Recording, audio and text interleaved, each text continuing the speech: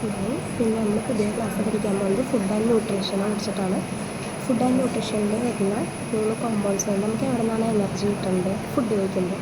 അപ്പോൾ ഫുഡിൽ നിന്ന് എനർജി കിട്ടുന്നത് നമുക്ക് ഫുഡിൽ അടങ്ങിയിട്ടുള്ള കോമ്പൗണ്ട്സ് നല്ലതായിരിക്കണം. അപ്പോൾ ആ കോമ്പൗണ്ട്സിനെ കുറിച്ചിട്ടാണ് നമ്മൾ പറയാൻ പോകുന്നത്.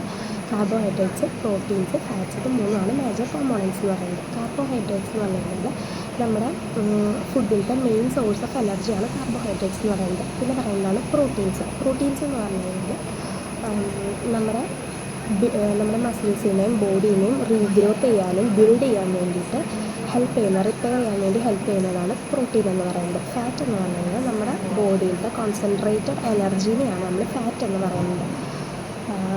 ഫാറ്റിന് ഉദാഹരണമാണ് അവക്കാഡോ ഓയിൽ, ബട്ടർ, ചീസ്, ഇതെല്ലാം.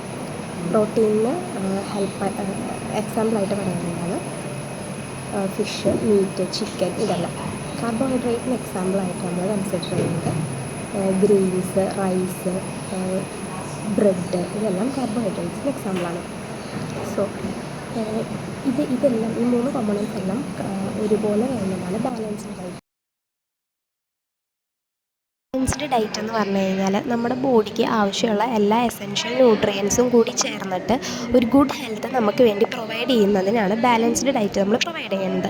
ഈ ബാലൻസ്ഡ് ഡയറ്റിൽ proteins, carbohydrates, fats, vitamins, minerals, അതുപോലെ തന്നെ ഫ്രൂട്ട്സ്, വെജിറ്റബിൾസ്, ഇതിലെല്ലാം അടങ്ങിയിട്ടുള്ള എല്ലാ കോമ്പോണൻസും കൂടി ഒരുമിച്ച് ചേർന്ന് ഒരു ബാലൻസ്ഡ് ഫോമിൽ കൊണ്ടുവരുന്നതിനെയാണ് ബാലൻസ്ഡ് ഡയറ്റ് എന്ന് പറയുന്നത്. ഇനി നമുക്കൊരു വീഡിയോ കണ്ടാലോ? ഞാൻ വാഴപ്പഴം, എനിക്ക് പൊട്ടാസ്യം കൂടുതലാണ്. ഞാൻ ശരീരത്തിന് എനർജി നൽകും. ഹായ്, ഞാൻ ആപ്പിൾ, എനിക്ക് ഫൈബറും വിറ്റാമിനുകളും കൂടുതലാണ്. ഞാൻ ഹൃദയം ആരോഗ്യത്തോടെ നിലനിർത്താൻ സഹായിക്കും. ഹായ്, ഞാൻ സ്ട്രോബെറി, എനിക്ക് വിറ്റാമിൻ സി ധാരാളമുണ്ട്.